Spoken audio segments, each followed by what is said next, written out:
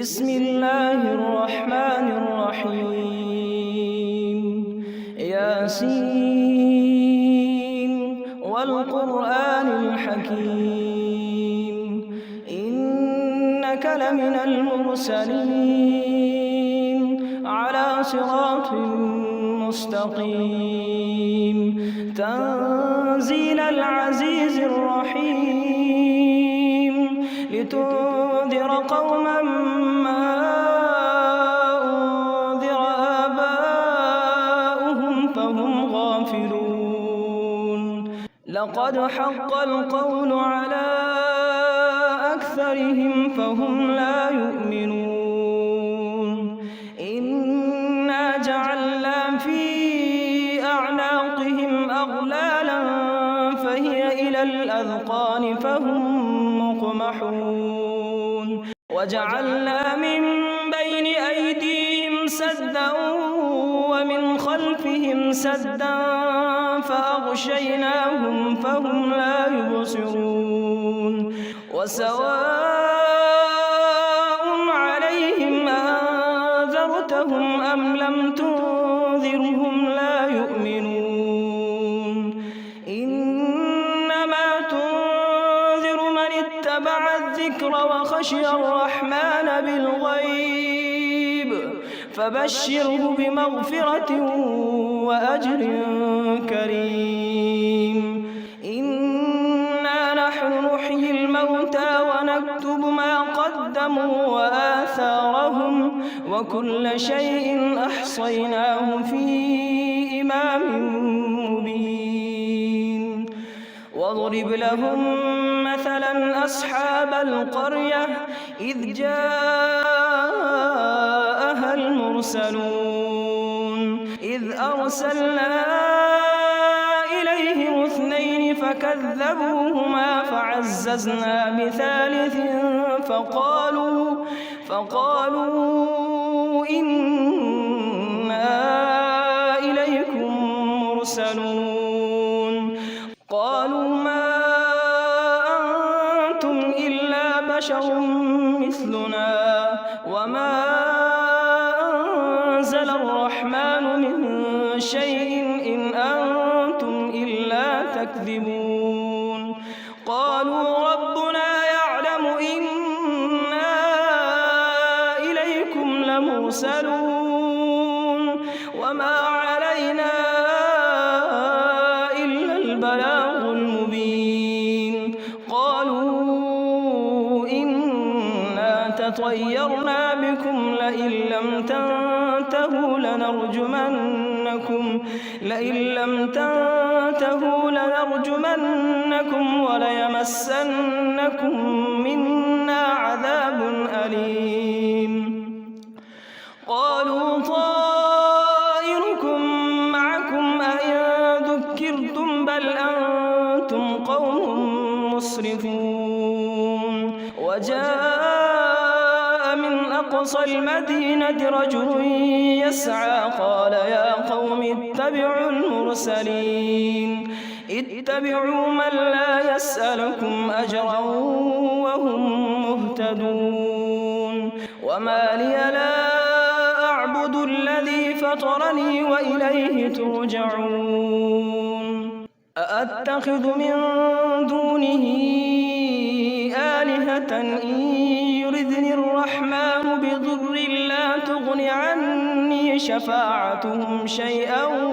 ولا ينقذون إني إذا لفي ضلال مبين إني آمنت بربكم فاسمعون قيل ادخل الجنة قال يا ليت قومي يعلمون بما غفر لي ربي وجعلني من المكرمين وما أنزلنا على قومه من بعده من جند من السماء وما كنا منزلين إن كانت إلا صيحة واحدة فإذا هم خامدون يا حسرة على العباد ما يأتيهم من رسول إلا كانوا به يستهزئون ألم يروا كم أهلكنا قبلهم من القرون أنهم إليهم لا يرجعون وإن كل لما جميع لدينا محضرون وآية لهم الأرض الميتة أحييناها وأخرجنا منها حبا فمنه يأكلون وجعلنا فيها جنات من نخيل وأعناب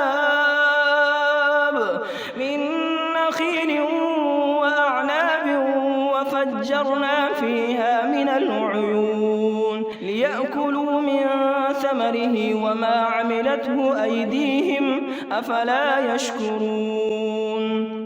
سبحان الذي خلق الأزواج كلها مما تنبت الأرض ومن أنفسهم ومما لا يعلمون وآية لهم الليل نسلخ منه النهار فإذا هم مظلمون والشمس تجري لمستقر لها ذلك تقدير العزيز العليم والقمر قدرناه منازل حتى عاد كالعرجون القديم لا الشمس ينبغي لها أن تدرك القمر ولا الليل سابق النهار وكل في فلك يسبحون وآية لهم أنا حملنا ذريتهم في الفلك المشحون وخلقنا لهم من مثله ما يركبون وإن نشأ نغرقهم فلا صريخ لهم ولا هم ينقذون إلا رحمة منا ومتاعا إلى حين وإذا قيل لهم اتقوا ما بين أيديكم وما خلفكم لعلكم ترحمون وما تأتيهم من آية من آيات ربهم إلا كانوا عنها معرضين وإذا قيل لهم أنفقوا مما رزقكم الله قال الذين كفروا للذين آمنوا أنطعم من لو يشاء الله أطعمه إن أنتم إلا في ضلال مبين ويقولون متى هذا الوعد إن كنتم صادقين ما ينظرون إلا صيحة واحدة تأخذهم وهم يخصمون فلا يستطيعون توصية ولا إلى أهلهم يرجعون ونفخ في الصور فإذا هم من الأجداث إلى ربهم ينسلون قالوا يا ويلنا من بعثنا من مرقدنا هذا ما وعد الرحمن وصدق المرسلون إن كانت إلا صيحة واحدة فإذا هم جميع لدينا محضرون فاليوم لا تظلم نفس شيئا ولا تجزون إلا ما كنتم تعملون إن أصحاب الجنة اليوم في شغل فاكهون هم وأزواجهم في ظلال على الأرائك متكئون لهم فيها فاكهة ولهم ما يدعون سلام قولا من رب رحيم وامتازوا اليوم أيها المجرمون ألم أعهد إليكم يا بني آدم ألا تعبدوا الشيطان إنه لكم عدو مبين وأن اعبدوني هذا صراط مستقيم ولقد أضل منكم جبلا كثيرا أفلم تكونوا تعقلون هذه جهنم التي كنتم توعدون اصلوها اليوم بما كنتم تكفرون اليوم نختم على أفواههم وتكلمنا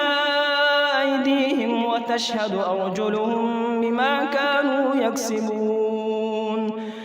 ولو نشاء لطمسنا على أعينهم فاستبقوا الصراط فأنى يبصرون ولو نشاء لمسخناهم على مكانتهم فما استطاعوا مضيا ولا يرجعون ومن نعمره نكسه في الخلق أفلا يعقلون وما علمناه الشعر وما ينبغي له إن هو إلا ذكر وقرآن مبين لينذر من كان حيا ويحق القول على الكافرين أولم يروا أنا خلقنا لهم مما عملت أيدينا أنعاما فهم لها مالكون وذللناها لهم فمنها ركوبهم ومنها يأكلون ولهم فيها منافع ومشارب أفلا يشكرون واتخذوا من دون الله آلهة لعلهم ينصرون لا يستطيعون نصرهم وهم لهم جند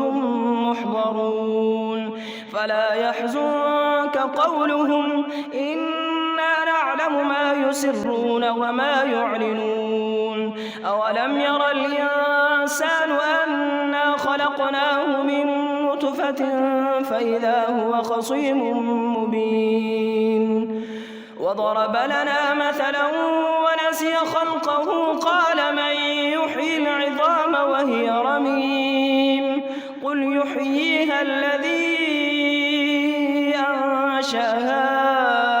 أول مرة وهو بكل خلق عليم الذي جعل لكم من الشجر الأخضر نارا فإذا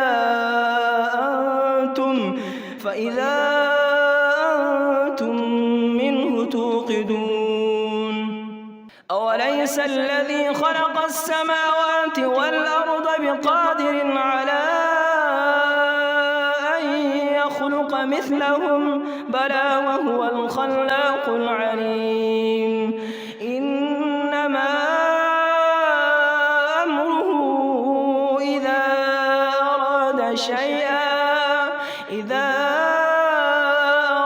شيئا أن يقول له كن فيكون فسبحان الذي بيده ملكوت كل شيء وإليه ترجعون بسم الله الرحمن الرحيم الرحمن علم القرآن خلق الإنسان علمه البيان الشمس والقمر بحسبان والنجم والشجر يسجدان والسماء رفعها ووضع الميزان ألا تطغوا في الميزان وأقيموا الوزن بالقسط ولا تخسروا الميزان والأرض وضعها للأنام فيها فاكهة والنخل ذات الأكمام والحب ذو العصف والريحان فبأي آلاء ربكما تكذبان خلق الإنسان من صلصال كالفخار وخلق الجان من مارج من نار فبأي آلاء ربكما تكذبان رب المشرقين ورب المغربين فبأي آلاء ربكما تكذبان مرج البحرين يلتقيان بينهما برزخ لا يبغيان فبأي آلاء ربكما تكذبان يخرج منهما اللؤلؤ والمرجان فبأي آلاء ربكما تكذبان وله الجوار المنشآت في البحر كالأعلام فبأي آلاء ربكما تكذبان كل من عليها فان ويبقى وجه ربك ذو الجلال والإكرام فبأي آلاء ربكما تكذبان يسأله من في السماوات والأرض كل يوم هو في شأن فبأي آلاء ربكما تكذبان سنفرغ لكم أيها الثقلان فبأي آلاء ربكما تكذبان يا معشر الجن والإنس استطعتم أن تنفذوا من أقطار السماوات والأرض فانفذوا لا تنفذون إلا بسلطان فبأي آلاء ربكما تكذبان يرسل عليكما شواظ من نار ونحاس فلا تنتصران فبأي آلاء ربكما تكذبان فإذا انشقت السماء فكانت وردة كالدهان فبأي آلاء ربكما تكذبان فيومئذ لا يسأل عن ذنبه إنس ولا جان فبأي آلاء ربكما تكذبان يعرف المجرمون بسيماهم فيؤخذ بالنواصي والأقدام فبأي آلاء ربكما تكذبان هذه جهنم التي يكذب بها المجرمون يطوفون بينها وبين حميم آن فبأي آلاء ربكما تكذبان ولمن خاف مقام ربه جنتان فبأي آلاء ربكما تكذبان ذواتا أفنان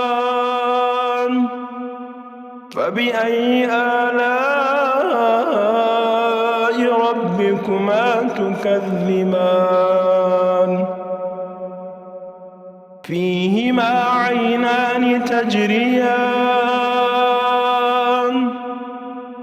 فبأي آلاء ربكما تكذبان فيهما من كل فاكهة زوجان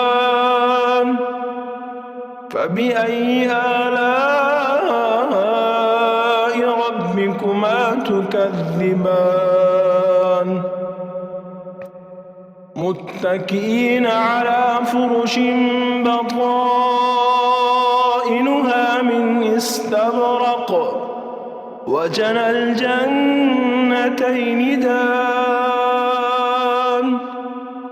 فبأي آلاء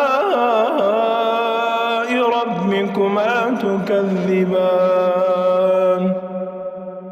فيهن قاصرات الطرف لم يطمثهن إنس قبلهم ولا جان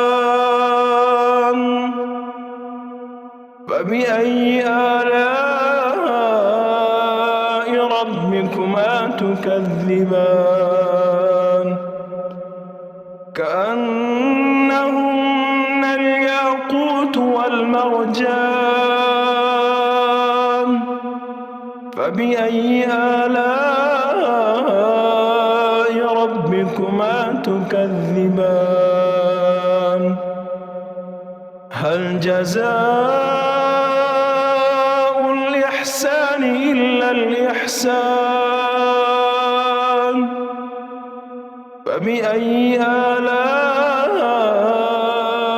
ربكما تكذبان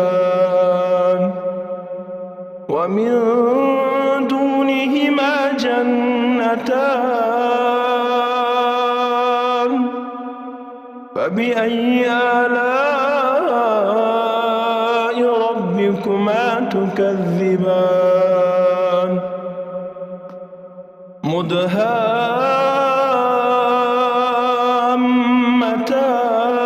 مدهامتان فبأي آلاء ربكما تكذبان فيهما عينان نضاختان فبأي آلاء ربكما تكذبان فيهما فاكهة ونخل ورمان فبأي آلاء ربكما تكذبان فيهن خيرات حسان فبأي آلاء ربكما تكذبان حور مقصورات في الخيام فبأي آلاء ربكما ربكما تكذبان لم يطمثهن إنس قبلهم ولا جان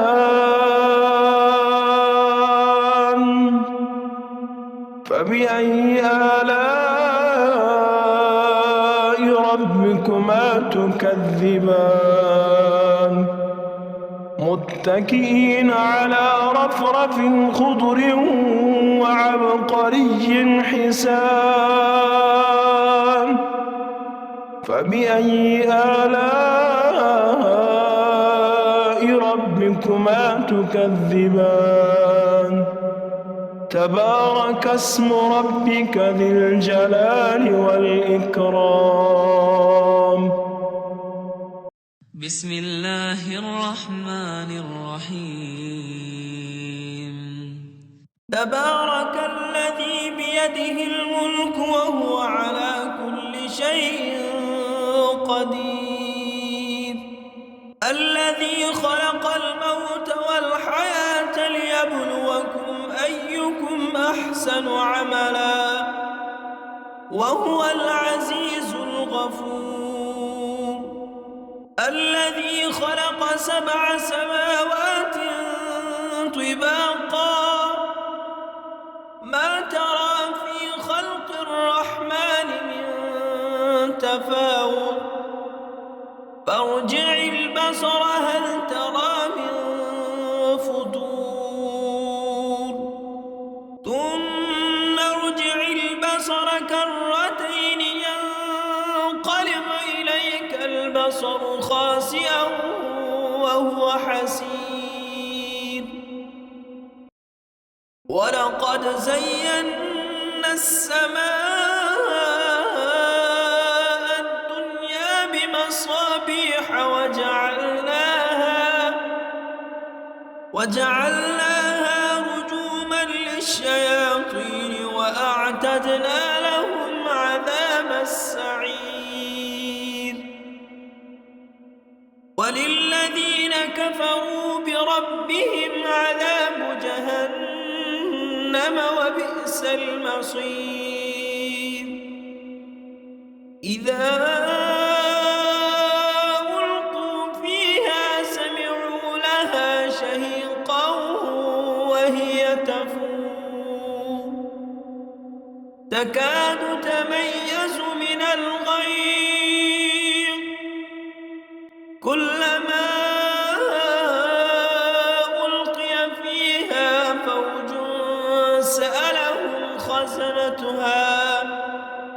سألهم خزنتها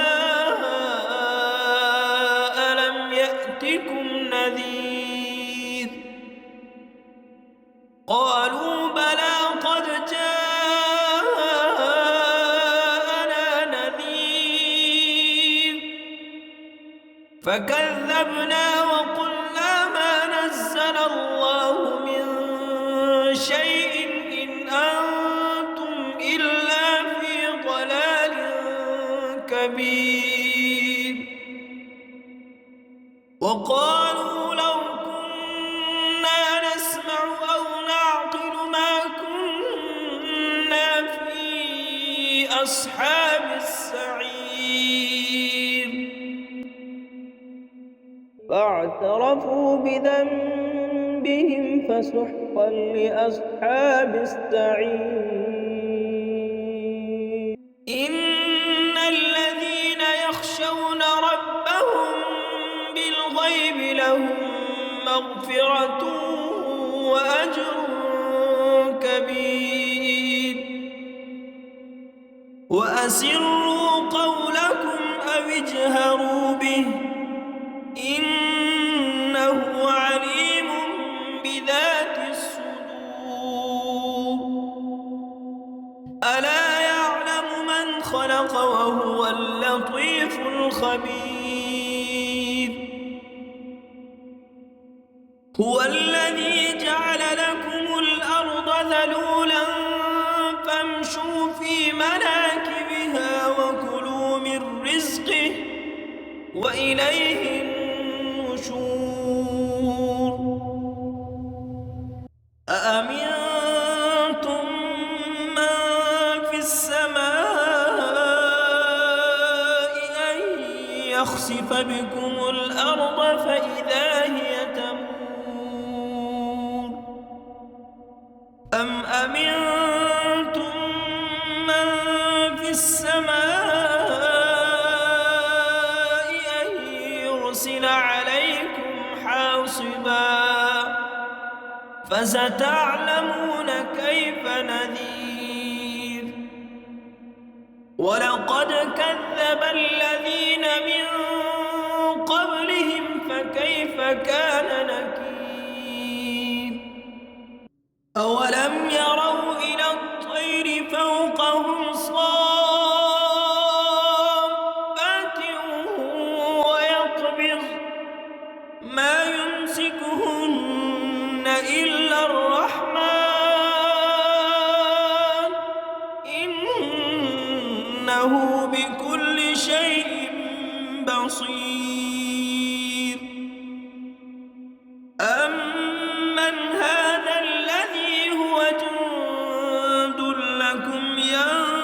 ينصركم من دون الرحمن إن الكافرون إلا في غرور أمن هذا الذي يرزقكم إن أمسك رزقه بل لجوا في عتو ونفور أفمن يمشي مكبا على وجهه أهدى أمن يمشي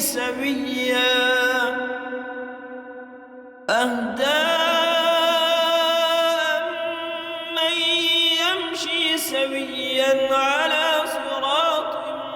مستقيم قل هو الذي أنشأكم وجعل لكم السمع والأبصار والأفئدة قليلا ما تشكرون قل هو الذي ذرأكم في الأرض وإليه تحشرون ويقولون متى هذا الوعد إن كنتم صادقين قل إنما العلم عند الله وإنما أنا نذير مبين فلما رأوه زلفة سيئت وجوه الذين كفروا وقيل هذا الذي كنتم به تدعون قل أرأيتم إن أهلكني الله ومن معي أو رحمنا فمن يجير الكافرين من عذاب أليم قل هو الرحمن آمنا به وعليه توكلنا فستعلمون من هو في ضلال مبين قل أرأيتم إن أصبح ماؤكم غورا فمن يأتيكم بماء معين بسم الله الرحمن الرحيم يا أيها المزمل قم الليل إلا قليلا نصفه أو انقص منه قليلا أو زد زد عليه ورتل القرآن ترتيلا إنا سنلقي عليك قولا ثقيلا إن ناشئة الليل هي أشد وطئا وأقوم قيلا إن لك في النهار سبحا طويلا واذكر اسم ربك وتبتل إليه تبتيلا رب المشرق والمغرب لا إله إلا هو فاتخذه وكيلا واصبر على ما يقولون واهجرهم هجرا جميلا وذرني والمكذبين أولي النعمة ومهلهم قليلا إن لدينا أنكالا وجحيما وطعاما ذا غصة وعذابا أليما يوم ترجف الأرض والجبال وكانت الجبال كثيبا مهيلا إنا أرسلنا إليكم رسولا شاهدا عليكم كما أرسلنا إلى فرعون رسولا فعصى فرعون الرسول فأخذناه أخذا وبيلا فكيف تتقون إن كفرتم يوما يجعل الولدان شيبا السماء منفطر به كان وعده مفعولا إن هذه تذكرة فمن شاء اتخذ إلى ربه سبيلا إن ربك يعلم أنك تقوم أدنى من ثلثي الليل ونصفه وثلثه وطائفة من الذين معك والله يقدر الليل والنهار علم أن لن تحصوه فتاب عليكم فاقرؤوا ما تيسر من القرآن علم أن سيكون منكم مرضى وآخرون يضربون في الأرض يبتغون من فضل الله وآخرون يقاتلون في سبيل الله فاقرؤوا ما تيسر منه وأقيموا الصلاة وآتوا الزكاة وأقرضوا الله قرضا حسنا وما تقدموا لأنفسكم من خير تجدوه عند الله هو خيرا وأعظم أجرا واستغفروا الله إن الله غفور رحيم بسم الله الرحمن الرحيم يا أيها المزمل قم الليل إلا قليلا نصفه أو انقص منه قليلا أو زد عليه ورتل القرآن ترتيلا سنلقي عليك قولا ثقيلا إن ناشئة الليل هي أشد وطئا وأقوم قيلا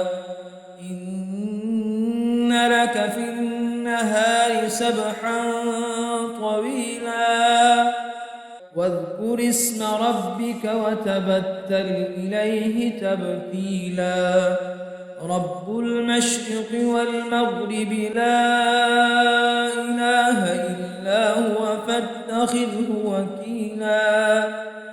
واصبر على ما يقولون واهجرهم هجرا جميلا وذرني والمكذبين أولي النعمة ومهلهم قليلا إن لدينا أنكالا وجحيما وطعاما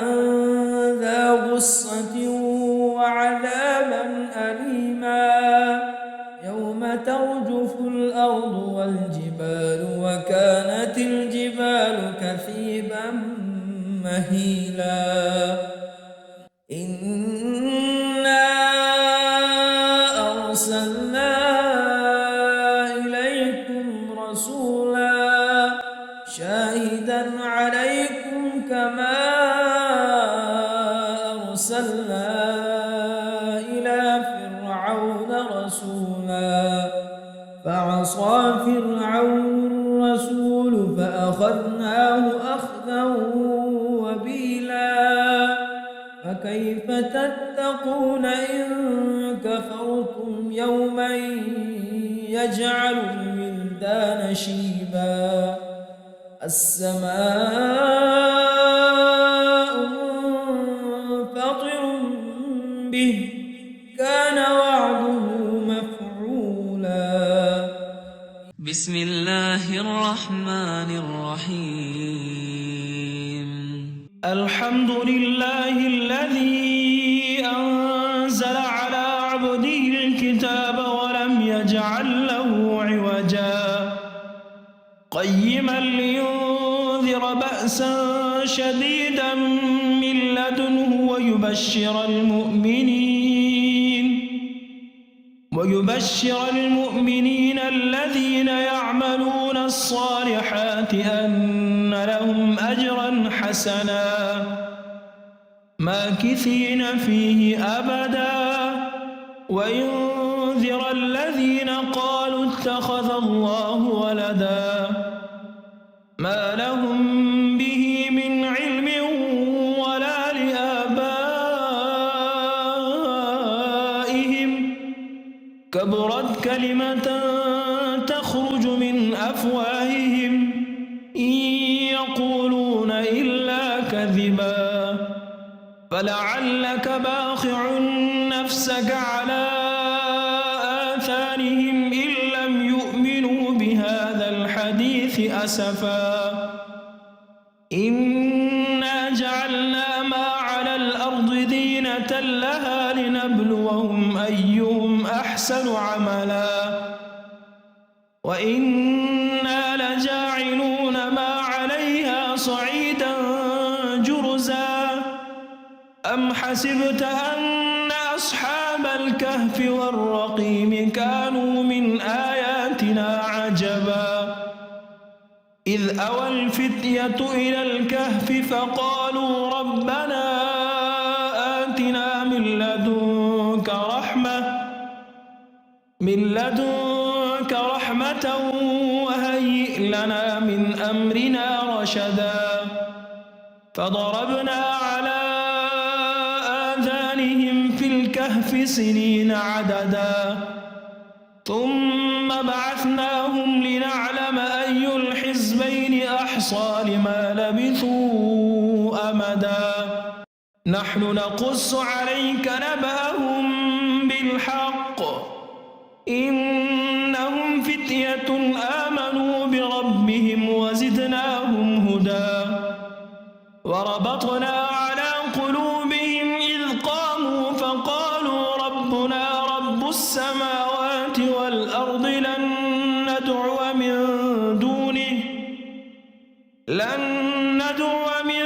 دونه إلها لقد قلنا إذا شططا هؤلاء قوم اتخذوا من دونه آلهة لولا يأتون عليهم بسلطان بين فمن أظلم ممن افترى على الله كذبا وإذ اعتزلتموهم وما يعبدون إلا الله فأووا إلى الكهف ينشر لكم ربكم من رحمته ويهيئ لكم من أمركم مرفقا وترى الشمس إذا طلعت تزاور عن كهفهم ذات اليمين وإذا غربت تقرضهم ذات الشمال وهم في فجوة منه ذلك من آيات الله من يهد الله فهو المهتد ومن يضلل فلن تجد له وليا مرشدا وتحسبهم أيقاظا وهم رقود ونقلبهم ذات اليمين وذات الشمال وكلبهم باسط ذراعيه بالوصيد لو اطلعت عليهم لوليت منهم فرارا ولملئت منهم رعبا وكذلك بعثناهم ليتساءلوا بينهم قال قائل منهم كم لبثتم قالوا لبثنا يوما أو بعض يوم قالوا ربكم أعلم بما لبثتم فابعثوا أحدكم بورقكم هذه إلى المدينة فلينظر أيها أزكى طعاما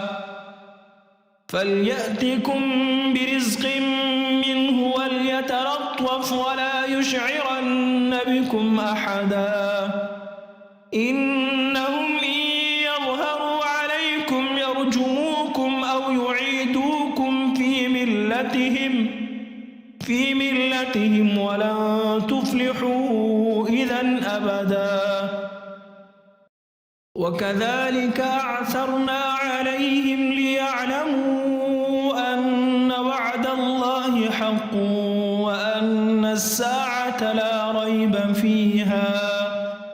إذ يتنازعون بينهم أمرهم فقالوا ابنوا عليهم بنيانا ربهم أعلم بهم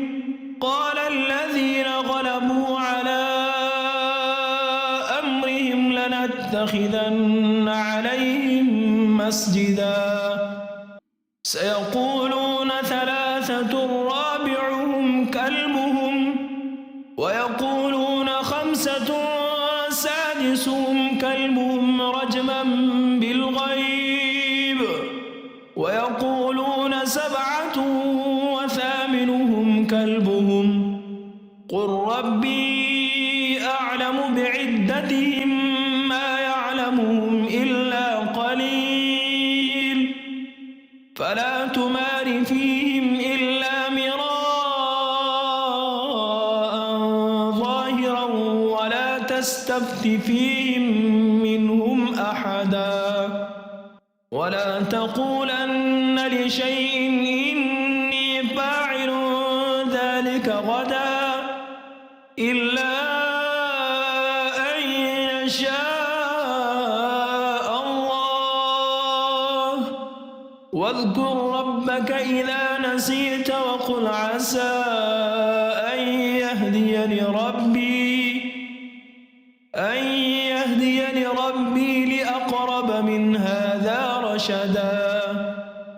ولبثوا في كهفهم 300 سنين وازدادوا 9 قل الله أعلم بما لبثوا له غيب السماوات والأرض أبصر به وأسمع ما لهم من دونه من ولي ولا يشرك في حكمه أحدا واتل ما أوحي إليك من كتاب ربك لا مبدل لكلماته ولن تجد من دونه ملتحدا واصبر نفسك مع الذين يدعون ربهم بالغداة والعشي يريدون وجهه ولا تعد عيناك عنهم تريد زينة الحياة الدنيا ولا تطع من أغفلنا قلبه عن ذكرنا واتبع هواه وكان أمره فرطا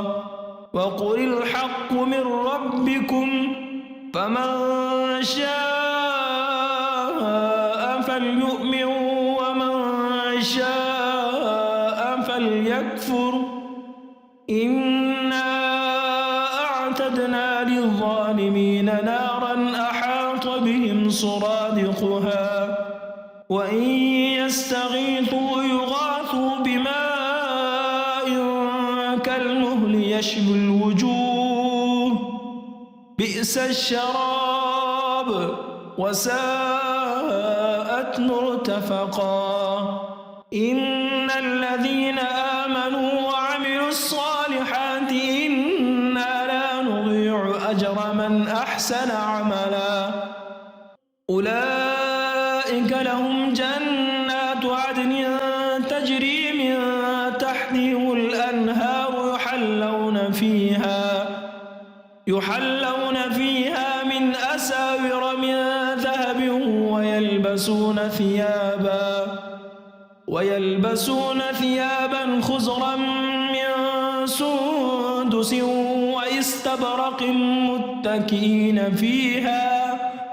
متكئين فيها على الأرائك نعم الثواب وحسنت مرتفقا واضرب لهم مثل الرجلين جعلنا لأحدهما جنتين من أعناب وحففناهما بنخل وجعلنا بينهما زرعا كلتا الجنتين آتت أكلها ولم تظلم منه شيئا وفجرنا خلالهما نهرا وكان له ثمر فقال لصاحبه وهو يحاوره أنا أكثر منك مالا وأعز نفرا ودخل جنته وهو ظالم لنفسه قال ما أظن أن تبيد هذه أبدا وما أظن الساعة قائمة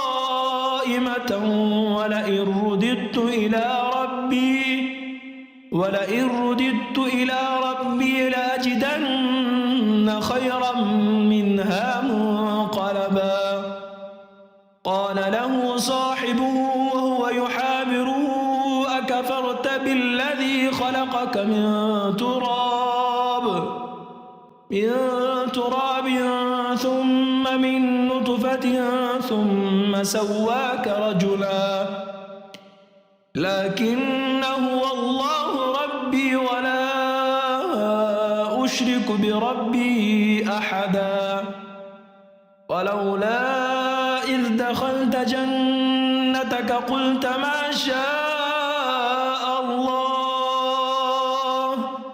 لا قوة إلا بالله إن ترني أنا أقل منك مالا وولدا فعسى ربي أن يؤتيني خيرا من جنتك ويرسل عليها حسبانا ويرسل عليها حسبانا من السماء فتصبح صعيدا زلقا أو يصبح ماؤها غورا فلن تستطيع له طلبا وأحيط بثمره فأصبح يقلب كفيه على ما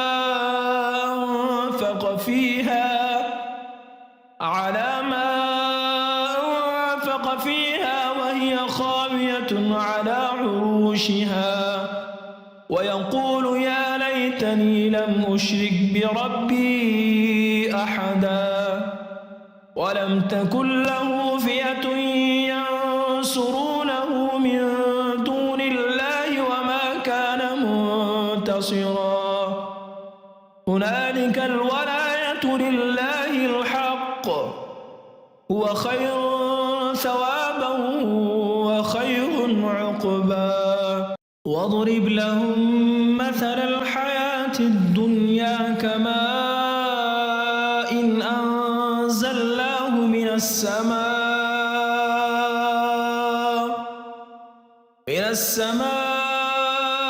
فاختلط به نبات الأرض فأصبح هشيما تذروه الرياح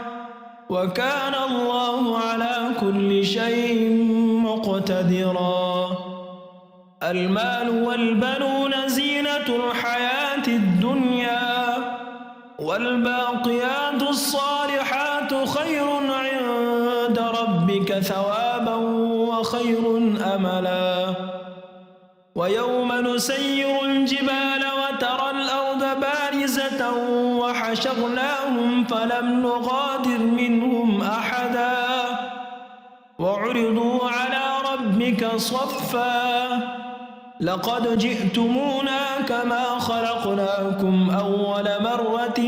بل زعمتم أن لن نجعل لكم موعدا ووضع الكتاب فترى المجرمين مشفقين مما فيه ويقولون يا ويلتنا ما لهذا الكتاب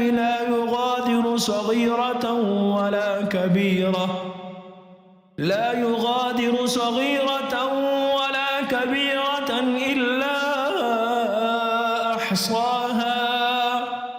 ووجدوا ما عملوا حاضرا ولا يظلم ربك أحدا وإذ قلنا للملائكة اسجدوا لآدم فسجدوا إلا إبليس كان من الجن ففسق عن أمر ربه أفتتخذونه وذريته أولياء من دوني وهم لكم عدو بئس للظالمين بدلا ما أشهدتهم خلق السماوات والأرض ولا خلق أنفسهم وما كنت متخذ المضلين عضدا ويوم يقول نادوا شركائي الذين زعمتم فدعوهم فلم يستجيبوا لهم وجعلنا بينهم موبقا فرأى المجرمون النار فظنوا أنهم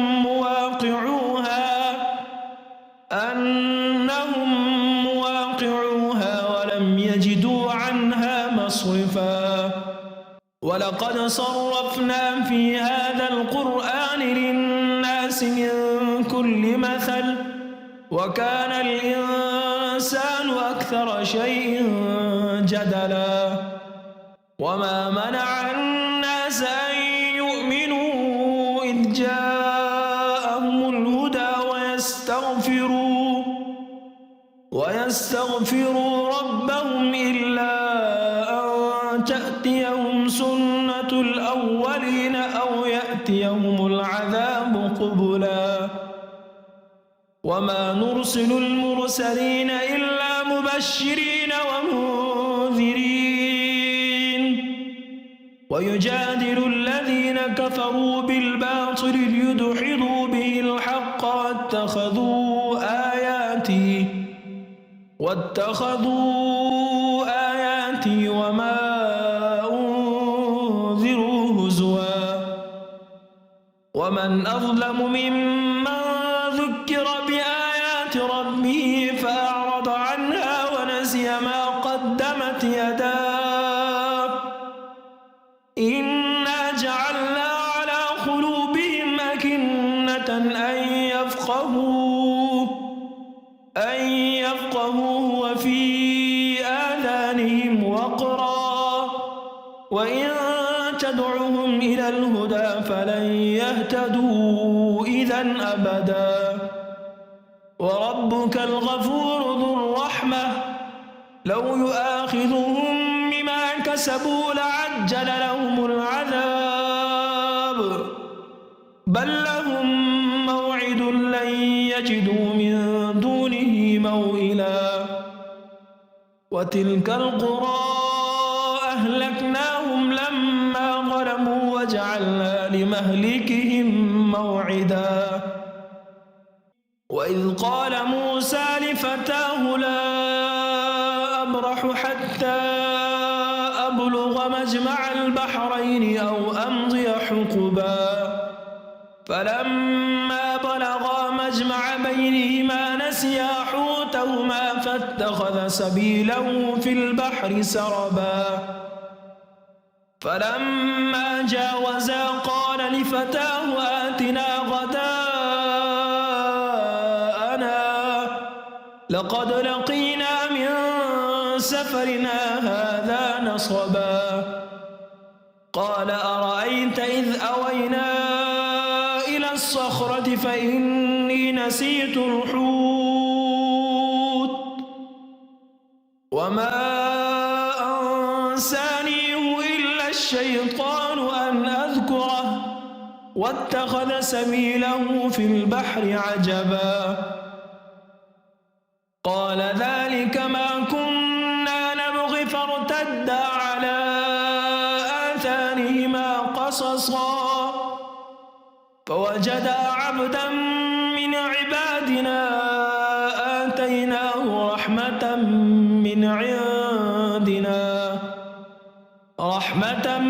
من عندنا وعلمناه من لدنا علما قال له موسى هل أتبعك على أن تعلمني مما علمت رشدا قال إنك لن تستطيع معي صبرا وكيف تصبر على ما لم تحط به خبرا قال ستجدني إن شاء الله صابرا ولا أعصي لك أمرا قال فإن اتبعتني فلا تسألني عن شيء حتى أحدث لك منه ذكرا فانطلقا حتى إذا ركبا في السفينة خرقها قال أخرقتها لتغرق أهلها لقد جئت شيئا إمرا قال ألم أقل إنك لن تستطيع معي صبرا قال لا تؤاخذني بما نسيت ولا ترهقني من أمري عسرا فانطلقا حتى إذا لقيا غلاما فقتله قال أقتلت نفسا زكية بغير نفس لقد جئت شيئا نكرا قال ألم أقل لك إنك لن تستطيع معي صبرا قال إن سألتك عن شيء بعدها فلا تصاحبني قد بلغت من لدني عذرا فانطلقا حتى إذا أتيا أهل قرية استطعما أهلها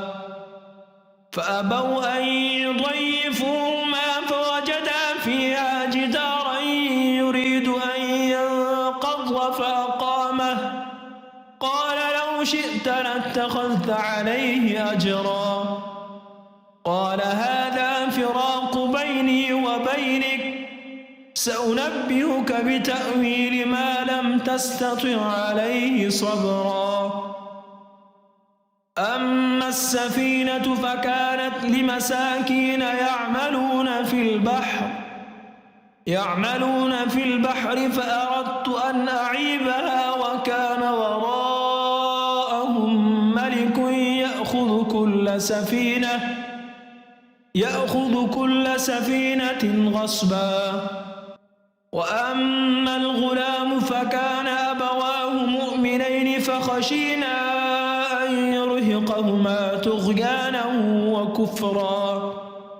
فأردنا أن يبدلهما ربهما خيرا منه زكاة وأقرب رحما وأما الجدار فكان لغلامين يتيمين في المدينة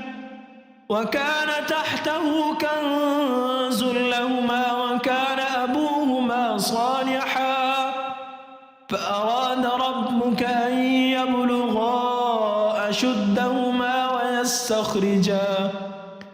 ويستخرجا كنزهما رحمة من ربك وما فعلته عن أمري ذلك تأويل ما لم تسطع عليه صبرا ويسألونك عن ذي القرنين قل سأتلو عليكم منه ذكرا إنا مكنا له في الأرض وآتيناه من كل شيء سببا فأتبع سببا حتى إذا بلغ مغرب الشمس وجدها تغرب في عين حمئة ووجد عندها قوما قلنا يا ذا القرنين إما أن تعذب وإما أن تتخذ فيهم حسنا قال أما من ظلم فسوف نعذبه ثم يرد إلى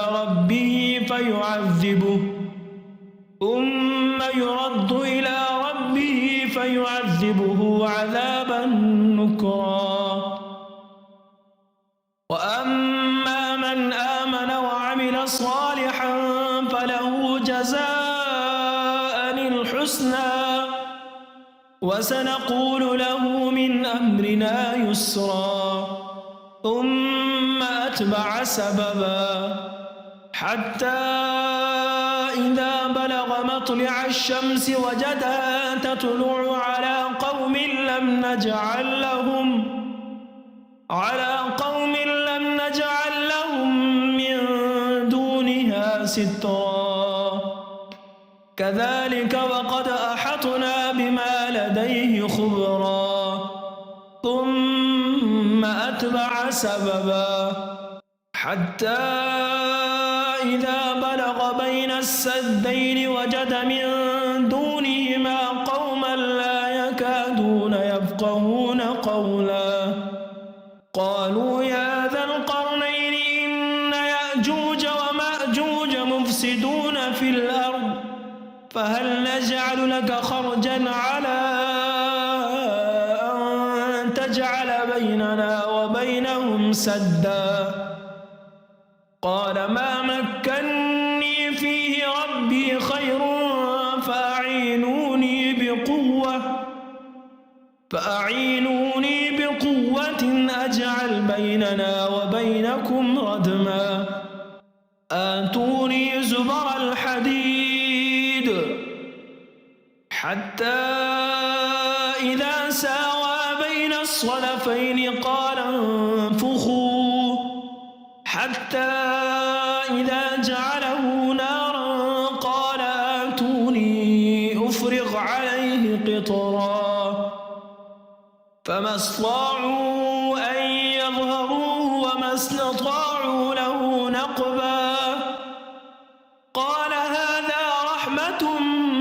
من ربي فإذا جاء وعد ربي جعله دكا وكان وعد ربي حقا وتركنا بعضهم يومئذ يموج في بعض ونفخ في الصور فجمعناهم جمعا وعرضنا جهنم يومئذ للكافرين عرضا